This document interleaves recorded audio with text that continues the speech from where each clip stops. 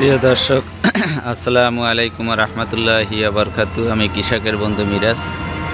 বর্তমান ঠিকানা ঢাকা গাজীপুর ভবানীপুর বটতলা। আমি যে আপনাদের সামনে যে গাছটা দেখাচ্ছি সেটা হলো যে বাবু পেঁপে জাত। তো প্রিয় দর্শক, আমি বেশ প্রায় 70-80টা পেঁপের জাত বিভিন্ন কোয়ালিটির রোপণ করছি।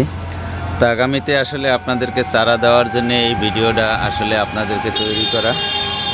তো প্রিয় দর্শক, আমি আগামীতে পেঁপের নার্সারি করব, সেই জন্য আসলে এই ভিডিওটা আপনাদের কাছে তুলে ধরার জন্য, আসলে কোন জাতটা ভালো সেই বিষয়ে আপনাদেরকে তথ্য দেওয়ার জন্যে আমি এই ভিডিওর মাঝে আসছি। তো প্রিয় দর্শক, আমি যদি চতুর্পাশ ঘুরাই একটু দেখাই এই পেঁপে গাছটার, তাহলে হয়তো বুঝতে পারবেন যে কি পরিমাণ ধরছে পেঁপে, একবারে মাথা পর্যন্ত। আমার মনে হয় যে এটা 2 মনের উপরে পেঁপে আছে। আর বাট এখান থেকে কিন্তু আমরা পেঁপে হারভেস্ট করছি। আপনারা যদি দেখেন যে এই খালি জায়গাগুলো, এখান থেকে কিন্তু পেঁপে হারভেস্ট করা হয়েছে, বেশ পেঁপে হারভেস্ট করা হয়েছে। আর এখান থেকে দেখেন গাছটা কিন্তু 1 হাতও নাই, 1 হাত হাইয়েস্ট হলে 1 হাতের একটু কাজ কম হবে পেঁপে ধরছে।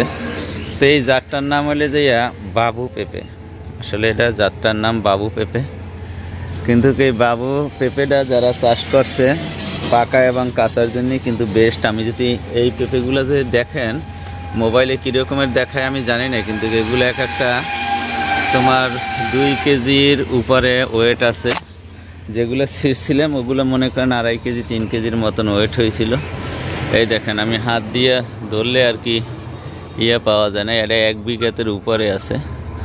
তো প্রিয় দর্শক, আমি আপনাদেরকে বিষয় তুলে ধরার জন্য কিন্তু অনেক চেষ্টা করি। ইতিমধ্যে জানেন যে বারিলতি গাছের জাত আছে। তো এই জন্যই অবশ্যই আমার সাপোর্ট করবেন এই ভিডিওটা, যে যত শেয়ার করতে পারেন। আসলে এই জাতটা ভালো যে কৃষকের জন্য, সেই বিষয় তুলে ধরার জন্য আমি আপনাদেরকে আহ্বান জানাবো। তো প্রিয় দর্শক, নিত্য নতুন ভিডিও পাওয়ার জন্য আমার চ্যানেলটা সাবস্ক্রাইব করবেন, কমেন্ট করবেন, লাইক করবেন, শেয়ার করবেন।